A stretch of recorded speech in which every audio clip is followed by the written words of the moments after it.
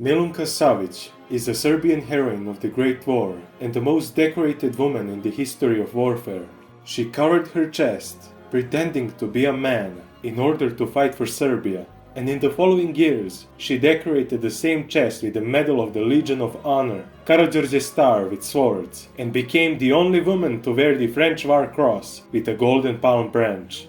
Wars followed one another in the 20th century, and a girl from the village of Koprivnica, near Raška, changed her dress into a Serbian soldier's uniform, cut her hair, and tried to cover her chest.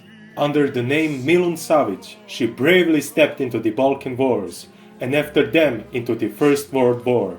She was wounded 4 times, but the biggest wound she got was in the Second Balkan War, when her gender was discovered. As she later said, the wound in the chest area was the most difficult nightmare of the young Milunka Savić. But out of spite, the bullet hit his chest, said the Serbian heroine, years after the event. She entered the Great War as a fighter, asking for a rifle from Duke Putnik personally, even though he advised her to be a nurse and said that it would be a pity to suffer so young. "Duke, I want a rifle," unwaveringly demanded the tall girl, who was not prevented from becoming a part of the famous Iron Regiment, the most elite 2nd Regiment of the Serbian army. Her countless feats are said to have bordered the incredible. She was able to sense the most suitable moment for the attack, to throw a bomb precisely into the enemy's trench. And there is a story about the surprise of enemy soldiers when they realized that one woman had captured, disarmed, and escorted them to the regimental headquarters. On the Saloniki front, in one raid she captured 43 and in the other 60 Bulgarian soldiers. The fearless warrior, who stormed enemy forces without sparing her life, was most severely wounded in the fall of 1915 in Macedonia, when she was retreating across Albania with wounds on her head.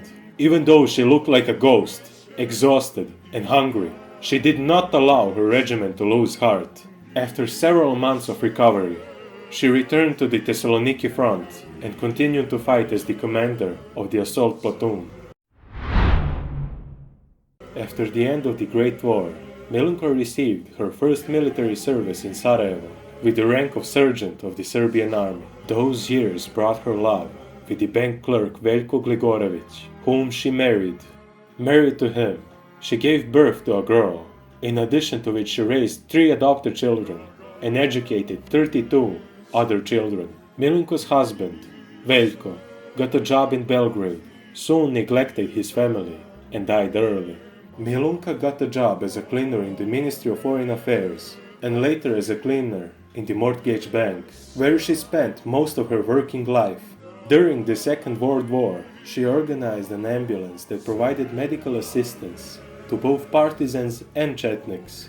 Because of that, the police beat her in the presence of her children and took her to the camp in Banjica, where she was supposed to be shot. After 10 months have passed, the camp's commandant found out who she is and released her with military honors. She passed away in October 1973, and until 2013, she was buried in the family grave at the new cemetery. After 40 years, her remains were transferred to the Alley of the Greats, where they have always belonged.